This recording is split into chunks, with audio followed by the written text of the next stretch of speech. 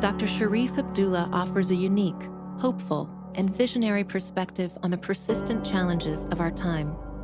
His perspective is shaped by his urban upbringing of poverty and violence, his Ivy League education, and his work with impacted communities in America and in 45 countries around the world.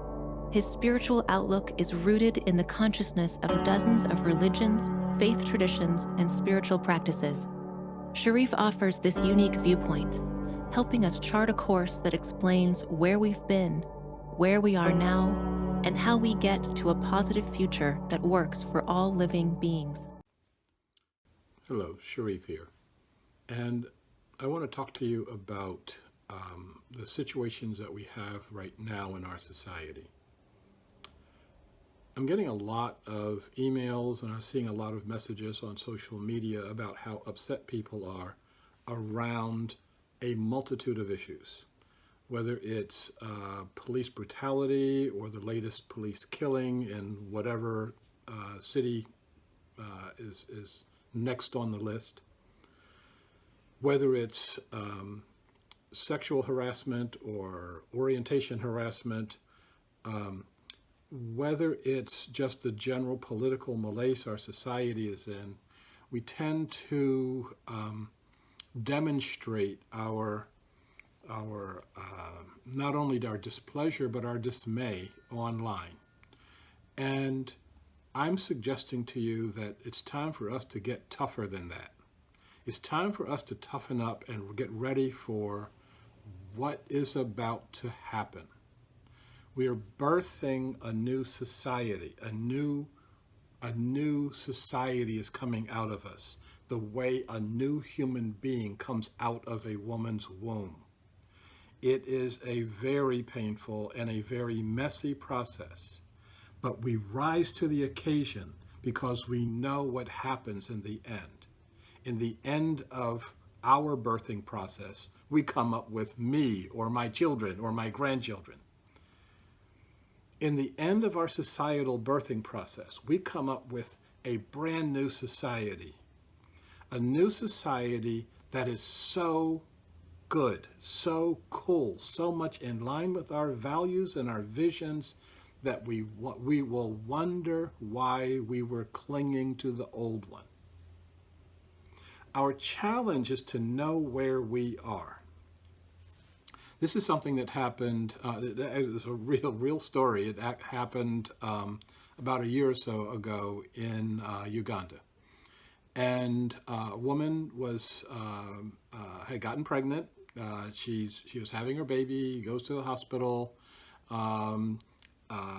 Baby is born, everybody's happy, husband's happy, wife's happy, I guess the baby's happy. And she goes home. And a week or so later, she starts getting intense abdominal pains. And she's wondering kind of what the heck is going on here. The pains are so bad, her husband decides to take her to the hospital. And the hospital, when they see her pains and they see what's going on, they give her an x-ray and they find this large mass inside of her, a tumor. And they are getting ready to engage in a really emergency surgery. And while she's in the surgery, she has another baby. She's one of the rare women that had 2 wombs. And both wombs had gotten pregnant a week apart. And she delivered her second child. Now, she was prepared for the first one because all of the pain was necessary to get to this event of the child. She didn't understand why she was in so much pain the second time. And the pain was frightening for her. The pain was she couldn't bear it because she didn't know that a baby was on the way. So here we are in this society, and we're birthing a baby. Nobody's telling us that we're birthing a baby except me. And a lot of things happen along the way of birthing that society, having this experience of this new baby. Once we recognize that our institutions are failing us as they have to fail us in order to get us to the point of asking the question, what are the new institutions of our new society? Once we get to that point, then we can start seeing some things in a very, very different light. Then we can start the process that every woman knows about of cooperating with this pain and cooperating with it and keeping your eye on the vision, not on the pain, to keep yourself focused on where things are going, not wallowing on what's going on right now. This is our calling for this time. This is the thing that we have to step up to at this time. This is where all of our fear-based strategies, all of our anger-based strategies will yield nothing. This is the time for us to step forward and invite ourselves, invite the others, including the others that you don't get along with, they don't particularly like, that the others you may even think of as your enemy. And we all can remember the words of Jesus of Nazareth when he says, love your enemy. 3 words. It's amazing how many people can't understand that.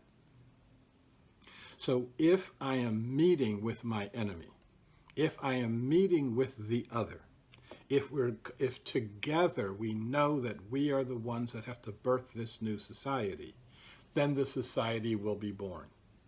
And until that time, nothing much will happen. So I'm with you, I'm with all of us in the birthing of this baby. I'm hoping that it's not going to be a whole lot of labor involved. I'm hoping that even in the midst of that labor, we can see and hold the vision of the society that is actually going to work for our children, for our grandchildren, and for the earth herself. It's time for us to get over our preoccupation with my ideas buzzing around in my head and start dealing with the energy that's residing in my heart, waiting for my head to get quiet enough to come forward. The energy that's in my heart is the same energy that's in yours, the same energy. Once I recognize that, even though it's clothed in different language, even though it may sound different to you, it may not be your comfortable sound bites, once I recognize that, then I can start seeing the world in a really, really different light. And that's the path, that's the direction to the world that actually works for all living beings. We're on the path. I'm honoring you on that path. It's time for us to get serious about that path. And I'll have more information and more instructions on how to get involved with others of like mind on that path right now, today. And on that, I wish all of us well, and we will see how and where all of us this works out, and we'll all get to name the baby together. Thank you, and bye. You are invited to participate in the discussions and activities that will define a positive future for all. We are at the cusp of the expansion of our human consciousness, beyond the limitations of our past. Together, we can envision a world that embraces our human potential. Together, we can create a world that can truly work for all living beings.